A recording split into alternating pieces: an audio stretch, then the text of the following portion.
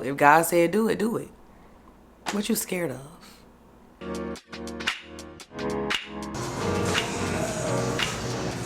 Sweet, so we got some y'all. Did you hear what I just said? So if you don't know, now you know. The Lord over here. Woke up this morning, got me feeling brand new, like I know what to do. Got me feeling nostalgic. And it's just the sending clues, sending gratitude back. Cause the whole world outside, sun in my eye, a girl in my ride, head in the sky. We gon' make it if we try. The truth never lie, wings we could fly, with you by my side. This morning, oh yeah, and I woke up this morning. Who I know God to be in my life specifically, I wish I might ever go another way. Your relationship with God, your relationship with Christ is whatever it needs to be for you, whatever it looks like to you. It is unique to you. But know that your belief is rooted in your encounter. We believe something we've never seen, but we know that is what faith looks like. I can't explain it. I can't contain it. It's indescribable. All of that stuff she said on that song. But it's what I feel and what I know to be true. And I just love the Lord. I love the Lord. Love something you've never seen, you've never touched, but you felt. And you just know because it just rests all over you. So if you don't know, now you know. We love the Lord over here. Just do my weekly floral arrangement. Not do anything too extravagant today. My selection was slim at the Kroger that I went to, and I didn't make my arrangement when I initially purchased my flowers. So some of them kind of dead, so we're just gonna make it work. So I'm not gonna talk to you guys throughout the whole thing, but I'll show you the finished product.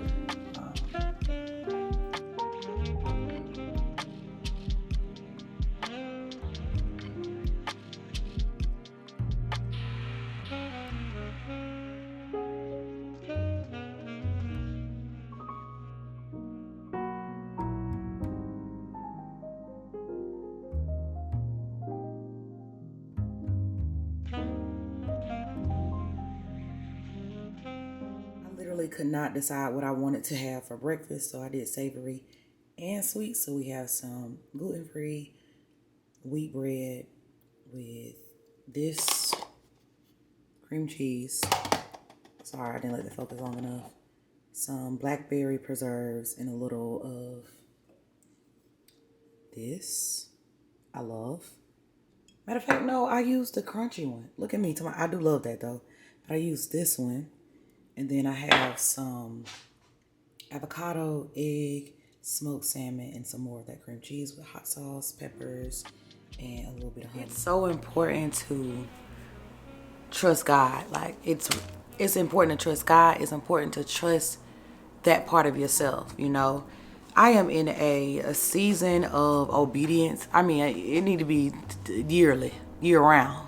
But I'm in such a season of obedience, a season of if God said do it, do it. What you scared of? And when I really thought about it, like, what am I afraid of? I'm not really afraid of anything because I just don't believe that we fail at anything. I know culture would say sometimes you fail and failure builds perseverance and resilience and all of that. Like, I'm here for that, but that does not apply to my life. I don't think I fail at anything. Do I think after something's been done, I learned something? Yeah. If I wouldn't have failed by definition, I would have never learned. So I no longer look at my life or things I've done in my life as a failure.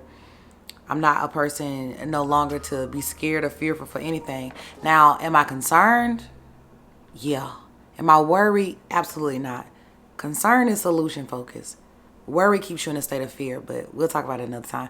You know what? I'm just here with the vibes. Like, I think I'm just going to go with that.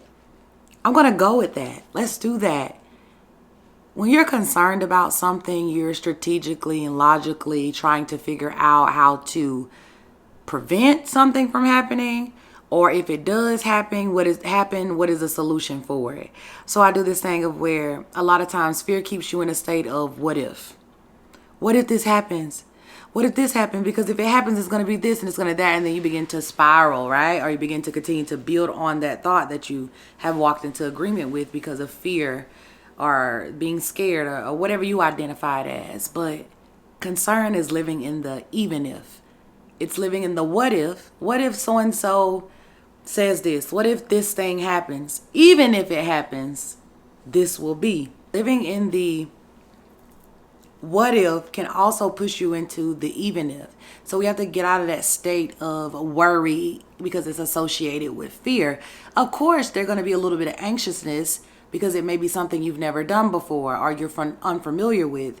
Don't misuse anxiousness or anticipation because of something you're concerned about with worry and fear.